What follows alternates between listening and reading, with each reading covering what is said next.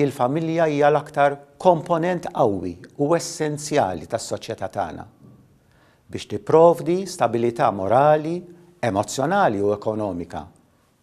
U hi l-aktar ambjent idoneu għat-trobbija tal-ulied. Huwa fl-interess ta' pajjiżna illi jkollna familji b'saħħithom, illi jipprovdu l-aħjar sigurtà għall-uliedna. Sa ftit ta' żmien ilu konna ta' spiss nitkellmu fuq il-ħtieġa li nsaħħu ż-żwieġ u l-familja.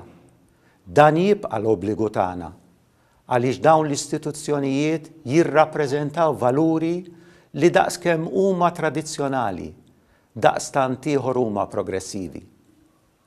Dawn il-valuri ma skadewx biż-żmien, ma ddeprezzawx bil-wear and tear, anzi, kif kienu minn dejjem jibqgħu validi u relevanti fil-preżent kif ukoll għall-futur, bħal kull realtà oħra vitali u ħajja.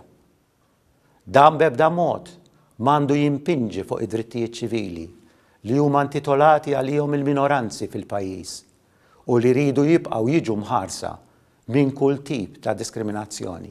Kull nisrani li jkollu preġudizzju kontra hu min hu, kemm dawk ir-residenti ta' hawnhekk, kemm lil dawk li huma ngħidulhom refuġjati, kemm lil dawk li huma fqar u narawhom fit-triq. L-ebda wieħed minn dawn jew waħda ma jista' jkollu post ta' preġudizzju inkella jien qed immur kontra dak li għamel Sidina Ġesu Kristu. Iktar ma naraw dbatija u faqar, iktar aħna suppost bħala nsara nġibdu lejn dawn in-nies li qegħdin ibatu.